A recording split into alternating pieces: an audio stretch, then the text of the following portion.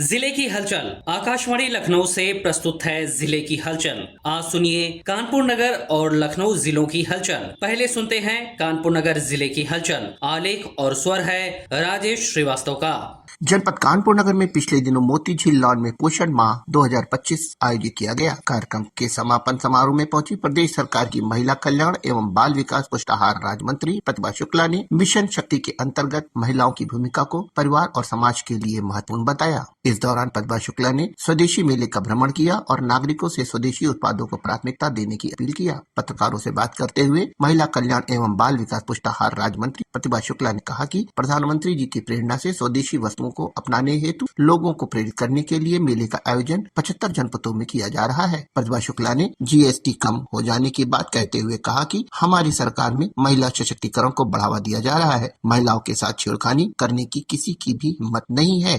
75 जनपद में इस मेले का आयोजन किया और प्रेरणा हमारे प्रधानमंत्री जी ने दी कि उन्होंने कहा स्वदेशी चीजों को अपनाएं और भारत को आत्मनिर्भर भारत बनाएं। इस कड़ी में इस मेले का आयोजन है। विविध तरह की चीजें हैं, पोषण माह का भी कार्यक्रम है और इसमें हमारी जो समूह की महिलाएं थी उन्होंने अपने काम को आगे बढ़ाया। इस सरकार में मिशन शक्ति का कार्यक्रम जो प्रारंभ हो चुका है, इसमें हमारी बेटियां और महिलाएं सुरक्षित हैं। पिछले दिनों जनपद कानपुर नगर में पहुंची सिखों की पवित्र गुरु चरण सुहावा यात्रा का लोगों ने बैंड बाजो ढोल नगाड़ों की गूंज और जो बोले सो निहाल के जय घोष के साथ विभिन्न स्थानों पर भव्य स्वागत किया। इस दौरान बड़ी संख्या में पवित्र यात्रा का बीजेपी कार्यकर्ताओं एवं सिख संगत के सदस्यों ने श्रद्धा के साथ अभिनंदन किया। पवित्र गुरु चरण सुहावा यात्रा के दौरान लोगों में श्रद्धा, उत्साह और भक्ति का अद्भुत संगम देखने को मिला। बड़ी संख्या में यात्रा का स्वागत करने के लिए लोगों का जमावड़ा लगा रहा। सड़कों पर पुष्प वर्षा और वाहे गुरु के जयकारों से वातावरण गुंजायमान रहा। यात्रा जाजमऊ से लाल बंगला चौराहा, हरजिंदर नगर, पीएसी मोड़, जीटी रोड, टाट मिल, अफीम कोठी, जरीब चौकी होते हुए गुमटी गुरुद्वारा पहुंची, जहां सिख संगत और गुरुद्वारा कीर्तनगढ़ प्रबंधक समिति द्वारा चरण पादुका के दर्शन किए और यहीं पर यात्रा का विश्राम हुआ। चरण सुहावा यात्रा का 29 अक्टूबर को गुमटी गुरुद्वारे से प्रयागराज के लिए प्रस्थान किया। क्षेत्रीय अध्यक्ष बीजेपी कानपुर बुंदेलखंड क्षेत्र प्रकाश पाल ने बताया कि चरण पादुका यात्रा कानपुर में आगमन हुआ और कानपुर वासियों ने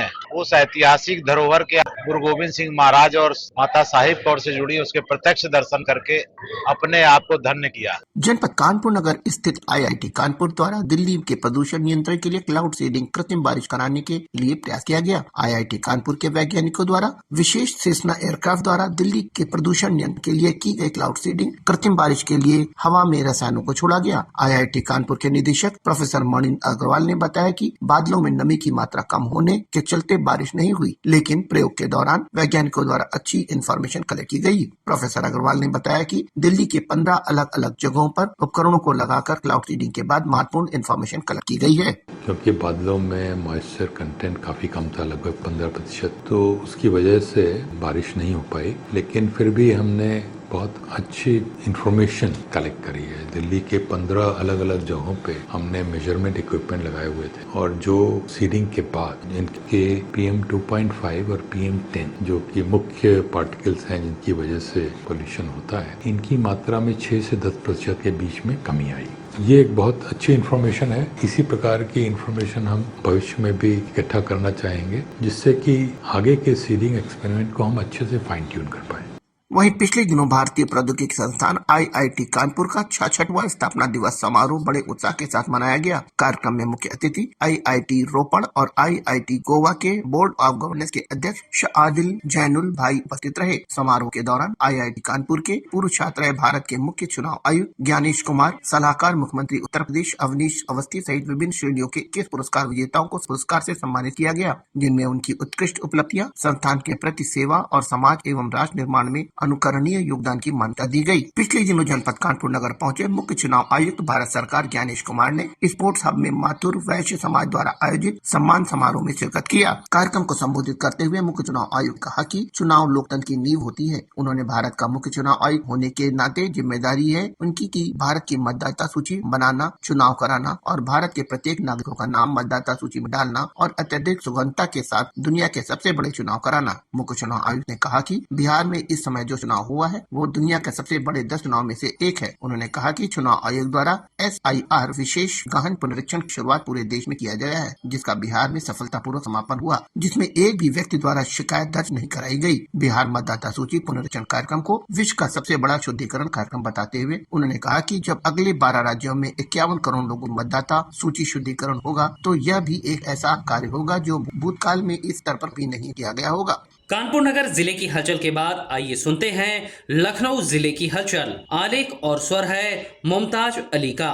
लखनऊ को यूनेस्को द्वारा मौलिक पाककला शहर का दर्जा दिया गया है। नवाबों के शहर को क्रिएटिव सिटी ऑफ गैस्ट्रोनॉमी चुने जाने पर प्रधानमंत्री नरेंद्र मोदी ने कहा कि लखनऊ एक जीवन संस्कृति का पर्याय है और इस शहर की पाककला की संस्कृति भी शानदार है। 1 नवंबर 2025 को एक सोशल मीडिया पोस्ट में श्री मोदी ने दुनिया भर के लोगों से लखनऊ आने और इसकी विशेषता को जानने का आग्रह किया। उल्लेखनीय है कि उज़्बेकिस्तान के समरकंद में आयोजित यूनेस्को की 43वीं जनरल कॉन्फ्रेंस में वर्ल्ड सिटीज डे के अवसर पर लखनऊ को क्रिएटिव सिटी ऑफ गैस्ट्रोनॉमी घोषित किया गया था। प्रधानमंत्री नरेंद्र मोदी ने 8 नवंबर 2025 को लखनऊ से सहारनपुर के बीच चलने वाली वंदे भारत ट्रेन को वाराणसी से वर्चुअली हरी झंडी दिखाई। इस अवसर पर प्रधानमंत्री ने कहा कि वंदे भारत, नमो भारत और अमृत भारत रेलगाड़ियां भारतीय रेलवे की अगली पीढ़ी की नींव रख रही हैं। उन्होंने कहा कि विकसित भारत बनाने में यह ट्रेनें मील का पत्थर साबित होंगी। रक्षा मंत्री और लखनऊ के सांसद राजनाथ सिंह 2 दिवसीय दौरे पर 15 नवंबर 2025 को लखनऊ पहुंचे। लखनऊ पहुंचकर उन्होंने 2 स्थानों पर वरिष्ठ कार्यकर्ता जनसंवाद कार्यक्रम में भाग लिया। अगले दिन 16 नवंबर को रक्षा मंत्री ने मुख्यमंत्री योगी आदित्यनाथ के साथ शहीद वीरांगना उदा देवी के शहीदी दिवस पर उनकी प्रतिमा का अनावरण किया। इस अवसर पर आयोजित समारोह को संबोधित करते हुए राजनाथ सिंह ने कहा कि उदा देवी ने अपने अदम्य साहस और पराक्रम से न केवल अंग्रेजों को धूल चटाई बल्कि राष्ट्र प्रेम का ऐसा मानक स्थापित किया जो अनंत काल तक भारत के हर नागरिक को प्रेरित करता रहेगा। उन्होंने कहा कि लखनऊ में महाराजा बिजली पासी का भव्य स्मारक बनाया जाएगा। इस कार्यक्रम में केंद्र सरकार के ग्रामीण राज्य मंत्री कमलेश पासवान और उप मुख्यमंत्री ब्रजेश पाठक ने भी भाग लिया और लोगों को संबोधित किया। केंद्रीय सामाजिक न्याय और अधिकारिता मंत्रालय लखनऊ विश्वविद्यालय में दिव्य कला मेला आयोजित कर रहा है। इस मेले का औपचारिक उद्घाटन सामाजिक न्याय और अधिकारिता राज्य मंत्री बनवारी लाल वर्मा ने 16 नवंबर 2025 को किया। इस अवसर पर श्री वर्मा ने कहा कि दिव्यांग जनों को सशक्त बनाने और उन्हें मुख्य धारा से जोड़ने के लिए केंद्र सरकार कई योजनाएं चला रही है। यह मेला 23 नवंबर तक चलेगा। मेले में लगभग 18 राज्यों और केंद्र शासित प्रदेशों के लगभग 100 दिव्यांग कारीगर, कलाकार और उद्यमी अपने उत्पादों का प्रदर्शन कर रहे हैं। केंद्रीय संस्कृति और पर्यटन विभाग के मंत्री गजेंद्र सिंह शेखावत 16 नवंबर 2025 को मुख्यमंत्री योगी आदित्यनाथ के साथ लखनऊ में चल रहे उत्तराखंड महोत्सव के समापन कार्यक्रम में शामिल हुए। उन्होंने कहा कि उत्तराखंड महोत्सव लखनऊ में अपनी विशिष्ट पहचान बना चुका है। श्री शेखावत ने कहा कि उत्तर प्रदेश के मुख्यमंत्री भगवा धारण करके समाज को सन्मार्ग पर अग्रसर कर रहे हैं। जिस पौधे को गोविंद बल्लभ पंत ने लगाया था उसे आज भी भावनात्मक योगदान करके उस विशाल वृक्ष को सींच रहे हैं। सर्वोच्च न्यायालय के न्यायाधीश और आने वाली 24 नवंबर को देश के मुख्य न्यायाधीश का कार्यभार ग्रहण करने वाले सूर्यकांत ने 2 नवंबर 2025 को लखनऊ के डॉक्टर राम मनोहर लोहिया राजकीय विधि विश्वविद्यालय के 4थे दीक्षांत समारोह में भाग लिया। उन्होंने न्यायिक प्रशिक्षण एवं अनुसंधान संस्थान लखनऊ में आयोजित कार्यक्रम में कहा, परिस्थितियां कैसे भी हों, प्रत्येक महिला यह आत्मविश्वास पाने की अधिकारी है कि न्याय व्यवस्था उसके साथ दृढ़ता से खड़ी रहे। प्रदेश में इस समय मतदाता सूची का सघन पुनरीक्षण अभियान चल रहा है। लखनऊ में भी 4 नवंबर 2025 से शुरू हुए इस अभियान में बूथ स्तरीय अधिकारी BLO घर घर जाकर गणना प्रपत्र बांट रहे हैं और भरे हुए गणना प्रपत्र को एकत्रित कर रहे हैं। इस संबंध में प्रदेश के मुख्य निर्वाचन अधिकारी नवदीप रिणवा ने लखनऊ में कहा कि स्पेशल इंटेंसिव रिवीजन SIR का एकमात्र उद्देश्य मतदाता सूची को ठीक करना और अद्यतन करना है। उन्होंने कहा यह संभव है कि कुछ लोगों को अभी तक फॉर्म नहीं मिला हो। उन्होंने कहा कि इसकी समय सीमा 4 दिसंबर है। मुख्य निर्वाचन अधिकारी के अनुसार जिन मतदाताओं को फॉर्म नहीं मिला है वह इसे BLO से संपर्क करके प्राप्त कर सकते हैं या फिर ऑनलाइन भर सकते हैं।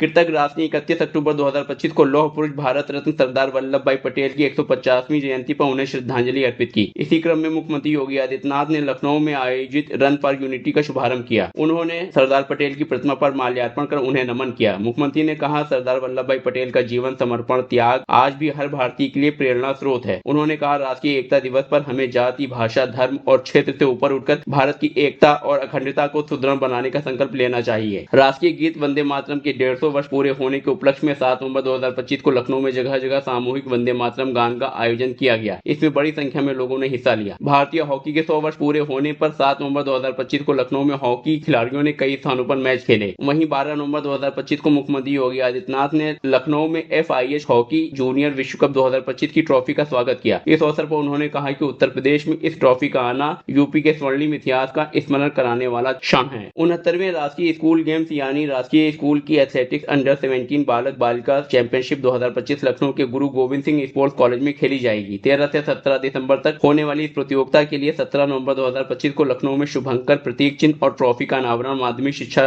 सचिव चंद्रभूषण सिंह ने किया। उन्होंने बताया कि इस प्रतियोगिता में देश के सभी राज्यों और केंद्र शासित प्रदेशों की कुल 44 टीमों के लगभग 3950 खिलाड़ी अपने टीम प्रबंधकों के साथ प्रतिभाग करेंगे।